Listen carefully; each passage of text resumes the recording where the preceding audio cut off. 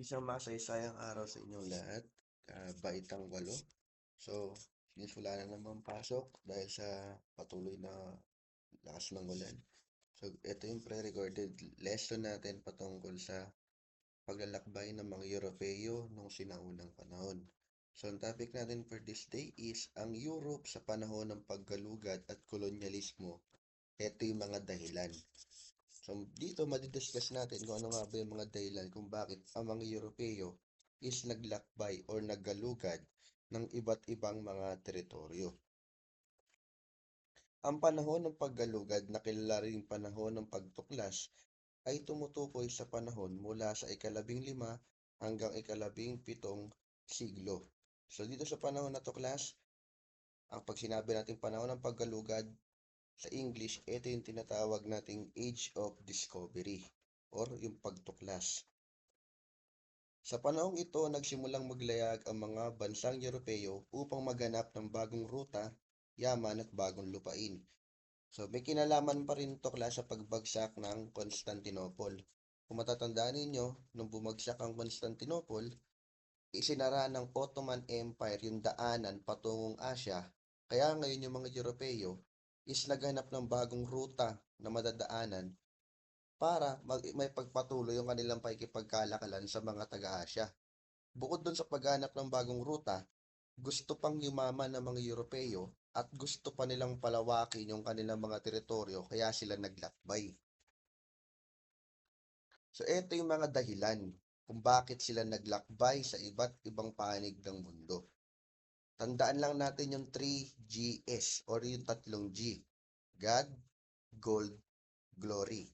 Sa God, ang nais silang ipalaganap ang Kristyanismo, kaya sila naglakbay. Sa Gold, nais nilang makahanap ng bagong rutang pangkalakalan at makakuha ng mga rekado at kayamanan. Gusto pa nilang magpayaman.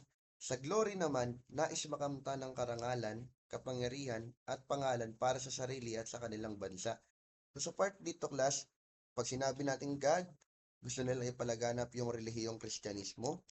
Sa gold, gusto pa nilang lalong magpayaman sa pamamagitan ng pagkuha ng mga likas na yaman at mga rekado ng mga bansang madidiscover nila.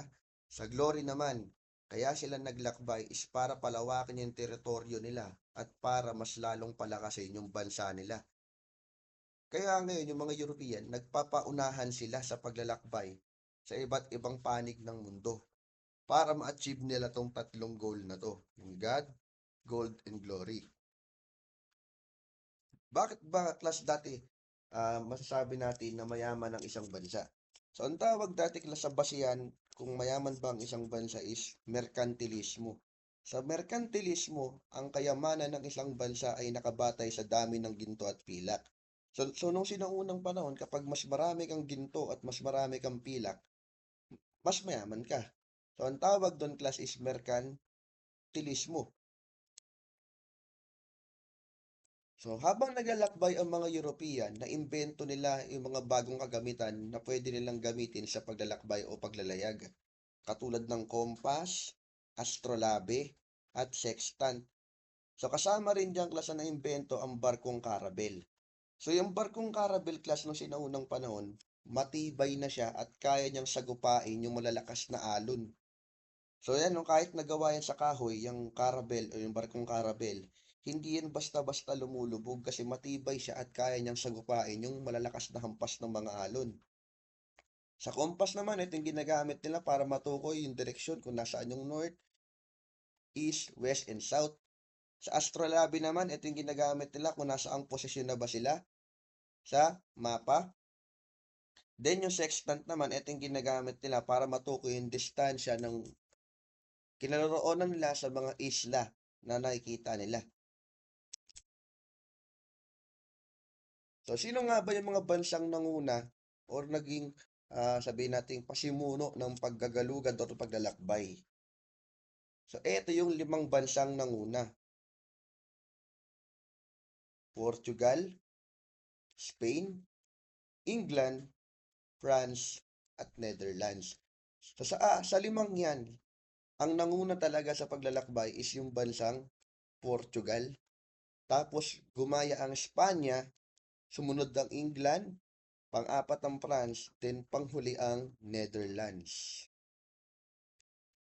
So, yun lamang, no? That is all for today sa pre-recorded video natin. As yung continuation nito is a face-to-face na lang. So, I hope na meron kayo natutunan ngayong araw, no? Yun lamang, paalam.